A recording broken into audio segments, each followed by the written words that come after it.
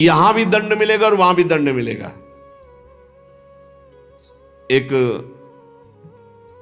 पूज्य भाई जी से हनुमान प्रसाद पोद्दार जी ने घटना लिखी कि मैं नाम खोल करके नहीं कहूंगा क्योंकि उनके पारिवारिक जनों को दुख होगा।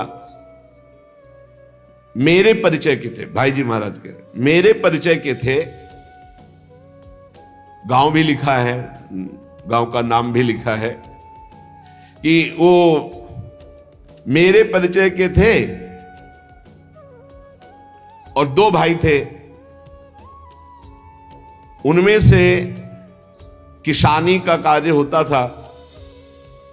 किसानी के बहुत पुरानी घटना नहीं है, भाई जी महाराज कह रहे कुछ वर्ष की है, यह अक्षरशः सत्य है। ये कोई हम कथा नहीं कह रहे, हम जानबूझ करके पता नहीं दे रहे। मुझे जिला गांव सब पता है। वो कृषि कार्य करते थे, गृहस्थी का कार्य किसानी से पूरा होता था। उनके पास एक बैलों की जोड़ी बहुत सुंदर थी और एक बैल, दो भाई थे। एक दिन संध्या काल के समय जो व्यापारी थे बैलों के, उनको पता चला गांव में इन दो किसानों के पास बहुत सुंदर दो जोड़ी बैल हैं, एक जोड़ी से उनका काम चल सकता है, आप प्रयास करेंगे तो एक जोड़ी बेच देंगे। अर्थ है आपकी शरण में आया है तो आपको अपने प्राणों की बलि चाहे देनी पड़े, उसकी हानि नहीं होनी चाहिए, शरणागत की हानि नहीं होनी चाहिए।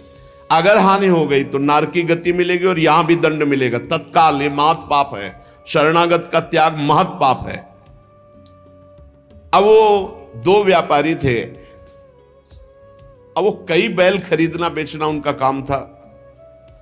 वहां आए और उस समय 12,000 रुपए की जोड़ी तय की।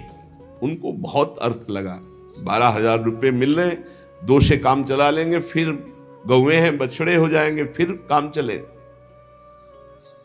12,000 रुपए ये देंगे और ये व्यापारी हैं, उनके पास थैला भी था तो और भी रुपए होंगे। संध्या का समय था, व्यापारी ने कहा कल सुबह हम बैल लेकर चले जाएंगे, आज रात हम तुम्हारे यहां सो जाएं। रात्रि हो रही, उनके मन में तुरंत चलने लगा दोनों किसान भाइयों के। उन्होंने कहा हाँ हाँ बहुत आराम से खाइए पिए, आपका घर है। उन्होंने कहा आज रात्रि हम आपकी शरण में हैं, आप हमारे और हमारे धन की रक्षा कीजिए, कल सुबह हम 12,000 आपको देकर आपके बैल लेकर चले जाएंगे। अब एक तो अतिथि, दूसरे शरणागत। रात्रि में अच्छा भोजन पवाया और बारंडे में लिटा दिया। घर घर के बाहर चौपार होती थी, जिसे बारंडा कहा जाता है उसे चौपार कहा जाता है। वो 8-9 बजे शयन कर गए। कहीं कहीं बरोठा कहा जाता है, कहीं बारंडा कहा जाता है, कहीं चौपार कही जाती है। अब दोनों ने अपनी पत्नी से विचार किया कि अगर इन दोनों को मार दिया जाए तो बैल भी नहीं जाएंगे, 12,000 तो मिलेंगे भी, और भी व्यापारी है, पैसा इसके पास है, बहुत आनंद रहेगा। ये भाव बिल्कुल नाशकारी, क्योंकि उस शरण में है तुम्हारी, वो अतिथि है, बिल्कुल। ये तो मतलब लोक परलोक तत्काल नष्ट कर देता है, तत्काल। इसे महत पापों में कहते हैं। और महत पाप तत्काल प्रभाव दिखाता है, तत्काल। वो ऐसा नहीं कि नरक जाओगे वो बाद की बात, तत्काल तुम्हें दंड देगा। ये महत पाप तत्काल दंड देता है। उनके हृदय में हत्या करने का पूरा विचार बन गया, पाप भरी योजना। पत्नी उनकी सहयोगी हुई तो पत्नी ने कहा पहले लाश गाड़ने की व्यवस्था तो सोचो, घर में तो गाड़ी नहीं जा सकती। तो उनका हमारा खेत है बगल में गन्ने का, हम दोनों जा रहे हैं और एक ही गड्ढे में दोनों को दबा देंगे, इनके नाप का गड्ढा खोद के अभी आते हैं हम। वो अति शीघ्र गन्ने के खेत में जाके गन्ना काट के और गड्ढा खोदने लगे। दैव योग से एक पड़ोसी को सोच लगी भगवान का विधान होता है, जाको राखे साइया मार सके न कोई। वो सोचा बगले में गन्ने का खेत है, यहीं निपट लेते। पहले शौचालय तो हुआ नहीं करते थे, गांव के बाहर खेतों में दूर जाना होता था। अब वो गन्ने के खेत में बगले में जाके, अब ये बोले इतने में 2 आ जाएंगे। उसको लगा ये रात्रि में क्या प्लान बना रहे हैं। नजदीक गए, वो देखो एक को नीचे कर देंगे, एक को ऊपर कर देंगे। बोले कहीं पाप तो नहीं हो रहा। बोले 20,000 रुपया उसके पास है, तुम पाप की सोच रहे हो। वो जो सोच गया था, उसकी सोच तो हो गई। उसने सोचा कोई घटना हो रही, तो उनका दोनों को मार करके इसी में गाड़ देंगे, 2 गड्ढे खोदने की जरूरत नहीं। अच्छा 2 हैं, और देखो कोई जानेगा नहीं, बरूठे में ही तो पड़े हैं और सो गए होंगे। फौरन उसने जल से पवित्र हुआ, भागा उनके घर में गए, पड़ोसी ही था, वहां दोनों को जगाया। वो कहा ये अभी चलो हमारे साथ, कहाँ तुम्हारा पैसा, पैसा ले लो। अब वो भगवान की प्रेरणा से बचाने के लिए तो उनको संशय भी नहीं हुआ, फौरन अपने झोला लिए जिसमें रुपया रखे थे, और वैसे ही गद्दा बिछा हुआ, वैसे ही रजाई रखी हुई, अपने घर में ले गया और कहा इन दोनों भाइयों ने मारने का प्लान और गड्ढा खोद दिया है, चुप यहीं शांत हुए। और उनके दोनों के एक लड़के थे जो नौटंकी देखने गए थे गांव के। कर्म बड़ा निकृष्ट संकल्प किया था, इसलिए पाप कर्म प्रेरित करके उन लड़कों के मन में है कि हमें नाटक अच्छा नहीं लग रहा, छोटे जगह चलो यार, हमें अच्छा नहीं लग रहा, हमें सोने का मन है।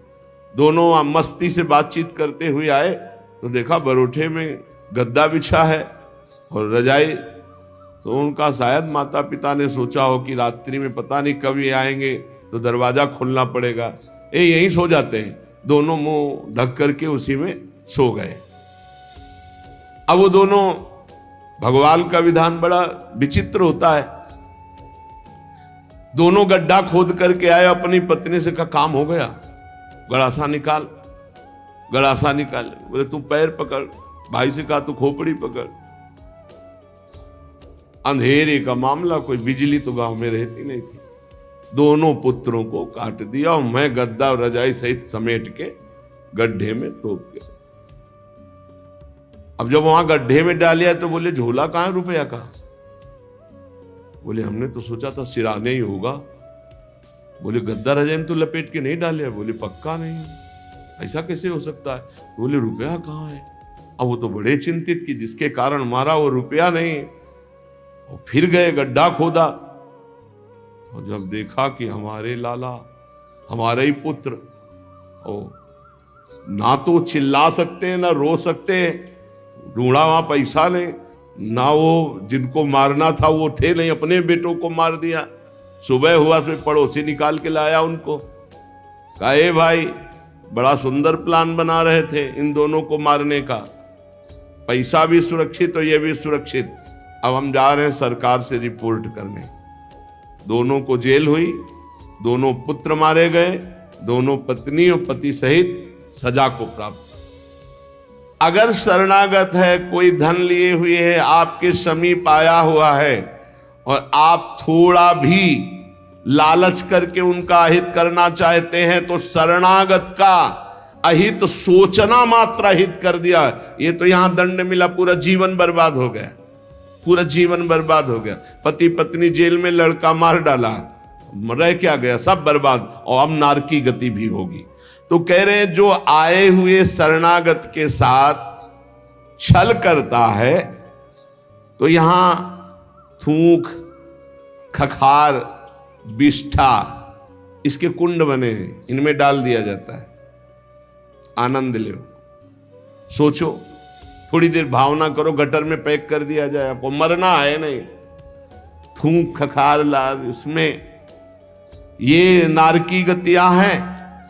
हे सुमति, बहुत ध्यान दीजिए, जो लोग झूठे मुंह और झूठे हाथ, देवता का स्पर्श, देवता को प्रणाम, गुरुजनों को प्रणाम,